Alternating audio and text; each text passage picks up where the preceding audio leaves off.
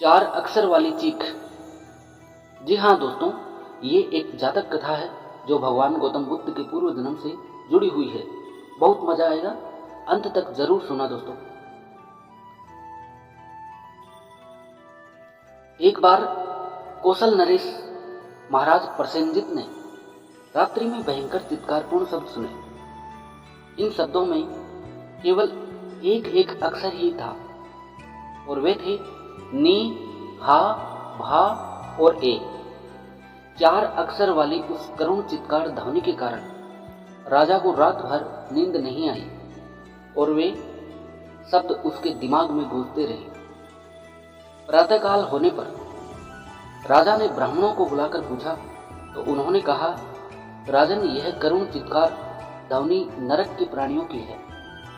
इसको सुनने के भयंकर परिणाम होते हैं और राज्य, शरीर और यश, इन तीनों में से एक तो अवश्य ही नष्ट होता है। राजा ने घबराकर पूछा, हे ब्राह्मणों, मैं चार अक्षर वाले इस भयंकर शब्द को सुनकर रात भर सो नहीं सका हूँ। इस समय भी मेरे मस्तिष्क में वही चार अक्षर घूम रहे हैं। इससे भयंकर परिणामों से मेरी रक्षा तुम्हें करना ही होगी।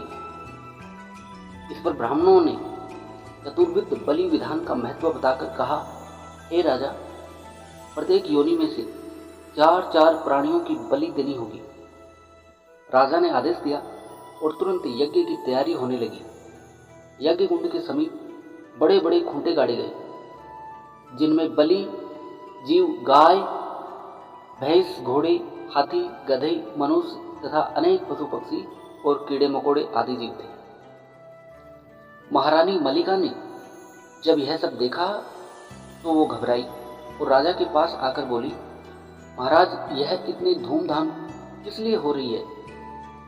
राजा ने रानी को पास बिठाकर रात की घटना सुनाई और कहा, ब्राह्मणों को मैंने चतुर्विध बलि विधान करने की अनुमति दे दी है।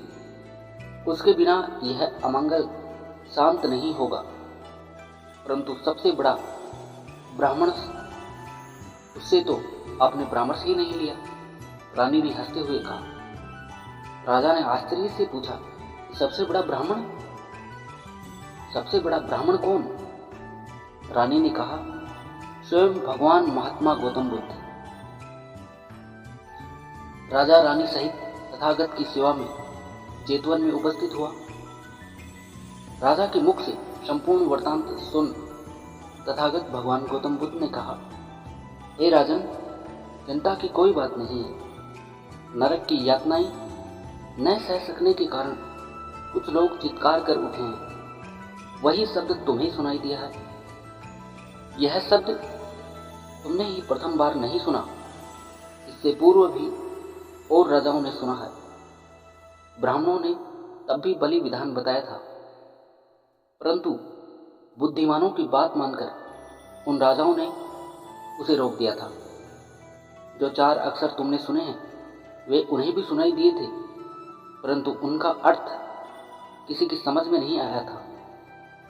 अंत में प्रबुद्ध पुरुषों ने उनका अर्थ समझाकर उस हत्या विधान को रुकवा दिया था। तथागत के समझाने से बलि रोक दी गई। राजा के जिज्ञासा प्रकट करने पर तथागत भगवान गौतम बुद्ध ने एक कथा सुनाई, चार अक्षर और उनका अर्थ। एक बार जब काशी में ब्रह्मदत्त का राज्य था, बोधिसत्व का जन्म एक ब्राह्मण परिवार में हुआ। बड़े होने पर उन्होंने गृहस्थ जीवन त्याग कर संन्यास ले लिया और हिमालय पर्वत पर कुटिया बनाकर तपस्या और योग अभ्यास करने लगे। उस समय काशी के राजा को इसी प्रकार की चित्कार ध्वनि सुनाई दी थी और उसने भी यही चार अक्षर सुने थे। ब्राह्मणों ने उस समय भी चतुर्विध बलि विधान की व्यवस्था की थी। बोधिसत्व को योग बल से यह सब मालूम हुआ तो इन असंख्य प्राणियों की हत्या रोकने के लिए वे योग शक्ति से तुरंत काशी जा पहुंचे और राजा को कहलाया कि उन चार अक्षरों का अर्थ वे समझा सकते हैं। राजा हाथी पर बैठकर उनकी सेवा में उपस्थित हुआ। और अपनी चिंता का कारण निवेदन किया। बोधिसत्व ने कहा, राजा, पापियों को दंड देने के लिए नरक में लोहा कुंभी नामक एक यातना दी जाती है। लोहे के एक बड़े घड़े में तेल खौलता है, उसी में प्राणियों को डाल दिया जाता है। उबलते हुए तेल में ये ऊपर नीचे आते जाते हैं, परंतु घड़े का मुख छोटा होने से मुख तक नहीं आ पाते। हजारों वर्षों बाद जब कभी वे घड़े के मुख पर ऊपर उठ आते हैं तो चिल्लाकर अपनी पीड़ा संसार को सुनाते हैं। जो 4 अक्षर सुनाई देते हैं वास्तव में वे उनकी बातों के प्रथम अक्षर हैं। अगला अक्षर बोल सकने के पूर्व ही वे पुनः नीचे चले जाते हैं। उनकी पूरी बात आज तक किसी को सुनने को नहीं मिली, परंतु योग बल से मैं उनके हृदय की बात जानता हूँ। चारों पापी जो कहना चाहते हैं वह मैं 4 छंदों में तुम्हें सुनाता हूँ।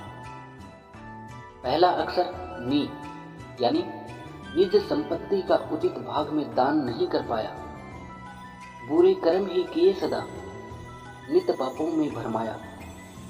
सुख संपत्ति 2 दिन का खेल दिखाकर हुए तिरोहित, कहाँ मुक्ति, इस लोह कुंभी में घोर कष्ट है पाया। दूसरा अक्षर हा, यानी हाय हाय दुखियों की विपदा अब मैंने पहचानी, कोई हृदय द्रवित होगा क्या सुनकर मेरी वाणी। बीत रहे हैं युग पर युग, पर अंत कहाँ कष्टों का, अरे नरक यातना कभी भी होती नहीं पुरानी। तीसरा अक्षर भा, यानी भाग्य चक्र भी कर्मों के अनुसार हमें ले जाता, किंतु नरक के इन कष्टों का छोर नहीं दिख पाता। बोए थे विष बीज धरा पर करके जो नादानी, आज इन्हीं कटु गरल फलों को रो रो कर हूं खाता। चौथा अक्षर यानी ए का मतलब, एक बार इस लोहा कुंभी से यदि पाऊं छुटकारा, एक बार यदि भाग्य मुझे दे फिर से नर्तन प्यारा।